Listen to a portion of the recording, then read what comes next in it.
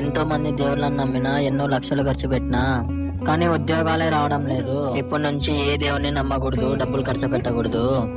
నా కష్టాన్ని నమ్ముకుంటే ఉద్యోగాలు ఏమన్నా వస్తాయేమో చూద్దాం. ఏ స్వామి, ఏమైంది అంత దిగులుగా ఉన్నావు?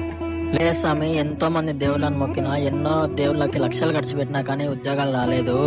అదే ఏ దేవుని నమ్మకుండా నా కష్టాన్ని నమ్ముకుంటే ఉద్యోగాలు వస్తాయేమో అనుకుంటున్నా స్వామి.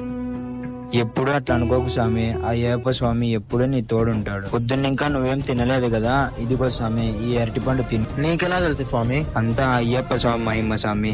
ఈ అరటిపండు తిన్న తర్వాత నువ్వు ఒక శుభవార్త వింటావు.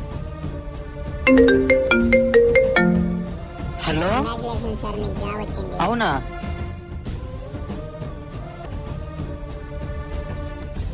స్వామి స్వామి అంటే ఇంతవరకు మాట్లాడింది ఆ అయ్యప్ప స్వామినా?